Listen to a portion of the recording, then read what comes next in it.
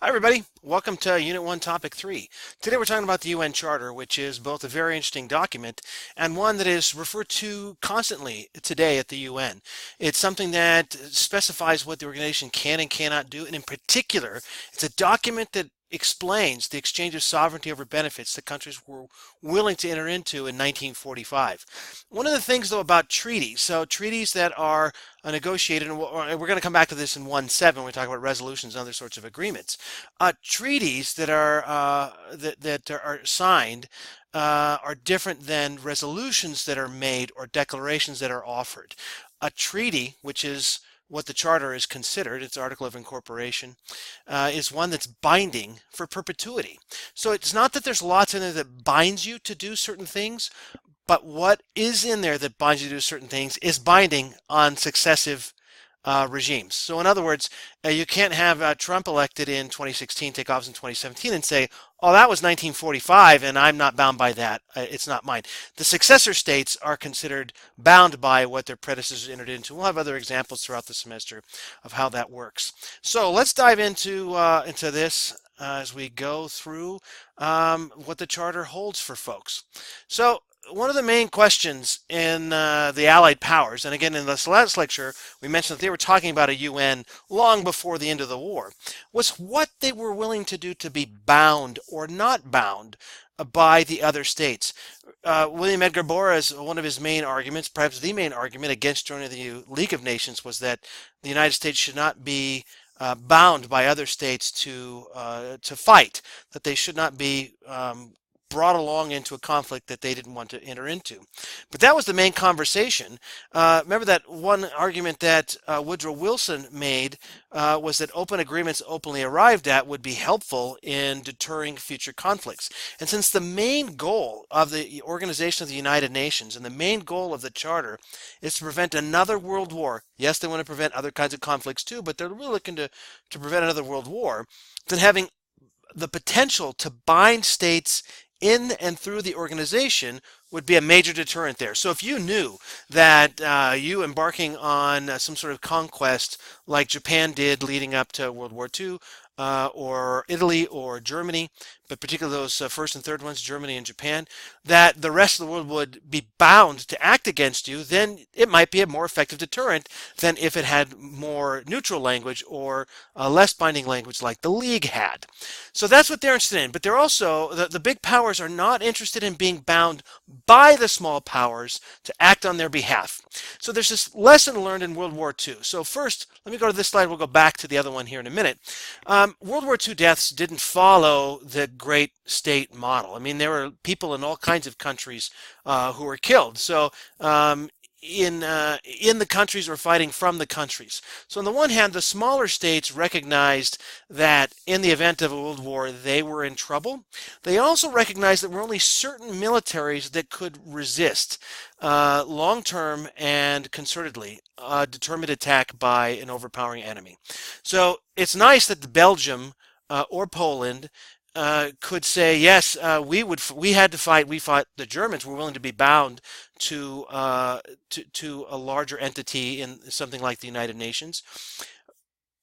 But there's a realization, even by them, that they by themselves cannot resist overwhelming military force. That you need a large enough militaries and large enough economies and large enough populations on the other side in order to resist long term. So the reality was that without the major powers, particularly the UK, the US, and Russia, or the Soviet Union, I'm sorry, that you were not going to be able to have long-term resistance. So united we're strong, yes, but without the big powers, there's no ability to resist. So one of the main points of conversations as you're getting to the foundation of the Charter is what's the difference between the role of small states and large states in terms of who can bind who to do what in terms of military action. So there's lots of other things in the Charter, but that main conversation is happening. What will one do? What will the other do? This is one of those places where one of the caveats to that sovereignty over benefits idea, one of the caveats is that crisis impacts how you'll make decisions. That you might have logically say, no, we're not. The small states might not trade the right to be bound to the large states or give the large states any special powers or abilities. But in the light of crisis, and the crisis being World War II, coming less than 20 years after the end of World War I, so if one ends in 1919 and in 1939, and even before 39, you have the conquest of Manchuria and of Ethiopia and German expansion as well. So it's less than 20 years. You start the next World War that they don't want a third. The crisis precipitates a peculiar kind of exchange. So what we really want to talk about is this where you end up with the main bodies of the United Nations as described in the UN Charter.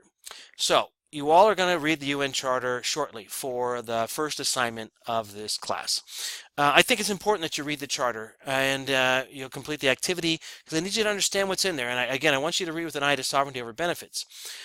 You got 6 main bodies, and the main discussion was about the difference between the General Assembly, where all countries in the world would have equal representation, and the UN Security Council, which would have unequal representation, where those big 5 powers, the US, the UK, the Soviet Union, and the inheritor state is Russia. In other words, anything that the Soviet Union entered into, bound themselves to through treaty, Russia inherited those responsibilities. So Russia inherits the privileges, they inherit the responsibilities. France and China, which interestingly enough also has an inheritor status because the group that signed the charter in originally was were the nationalists who eventually became the people living in Taiwan. And when the seat passes on to the People's Republic of China or Communist China, they inherit the responsibilities and the benefits that the nationalists had entered into.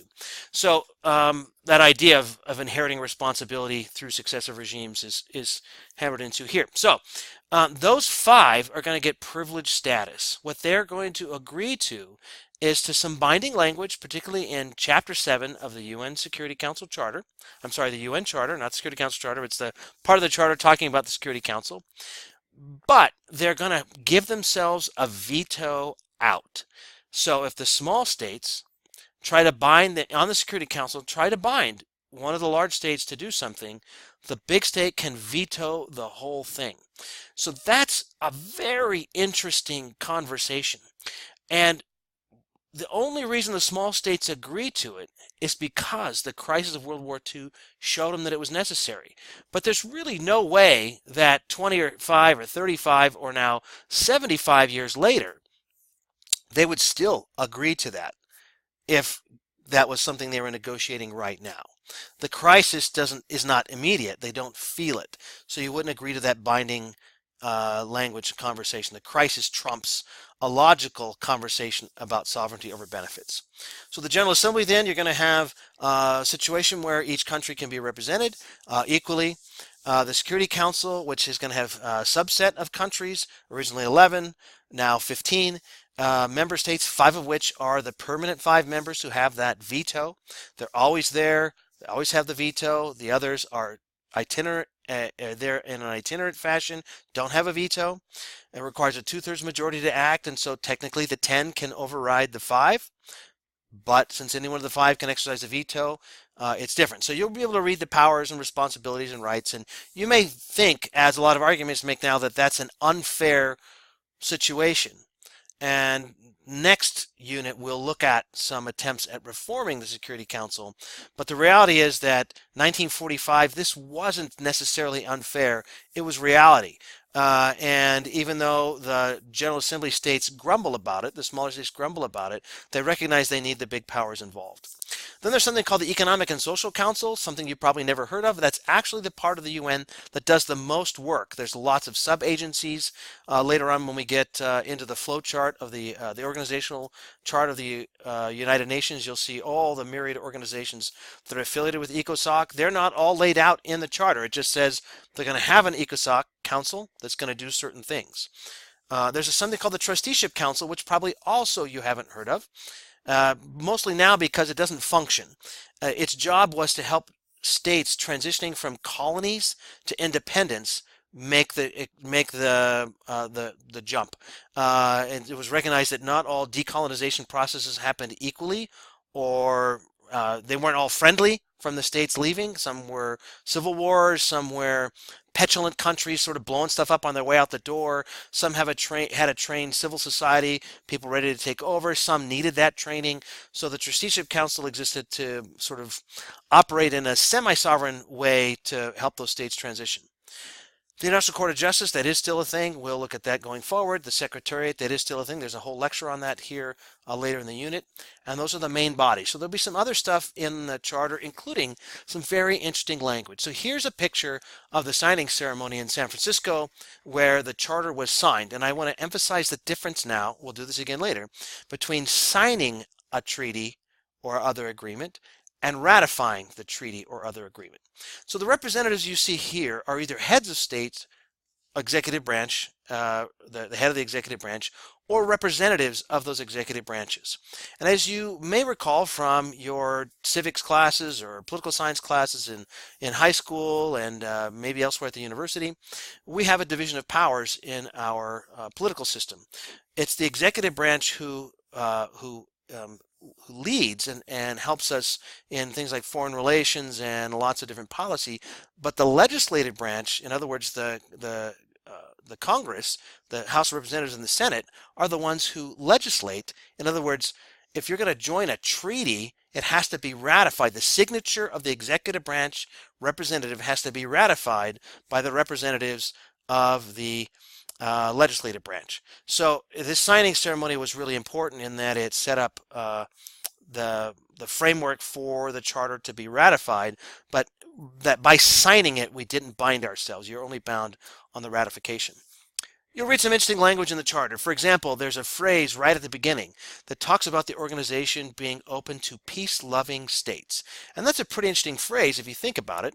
But the reason you use peace-loving and not peaceful in 1945 is because even the states who had fought on the Allied side fought on the Allied side.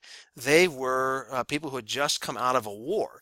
And if you said this is open to peaceful states, then they would have excluded themselves. So you have this weird word that seems, I don't know, like a dodge now, but that actually set it up so that there was a difference between the states who didn't want to have had to have fought World War II and the aggressors who initially were not allowed to join the organization until they proved themselves to be peace-loving. So some of that language, keep in mind, it's 1945 and it's justifying those sorts of things. All right, our takeaway and the rest of the story. So the charter, there's a lot of things that are aspirational in there. There's some stuff in there that's binding, and it's for you to read through and figure out which is which. And in the assignment, I'll have you express your understanding of the different parts of the two. But the whole thing is an exchange of sovereignty for benefits. So even if the parts aren't binding, it suggests a general commitment. And sometimes people hold up the charter and say, you say right here you're going to do X, Y, and Z.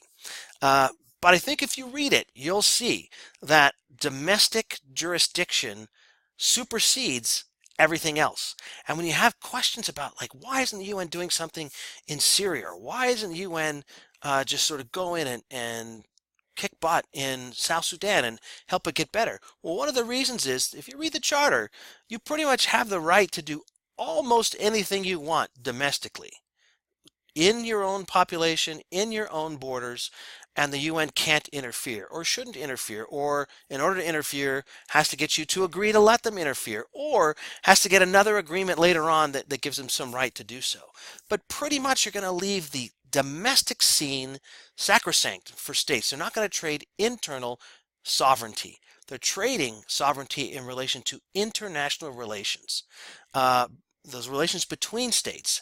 And that's where this document predominantly resides. So keep those ideas as you read it. Sovereignty over benefits, domestic versus international, and see if you can pick out where the charter has its most impact. So thank you for your time here. This is the part where Boyd Martin comes into play. He was one of the representatives at that signing ceremony, helping the United States get its position represented in the negotiations that lead to the UN Charter. Thank you very much, and we'll see you next time.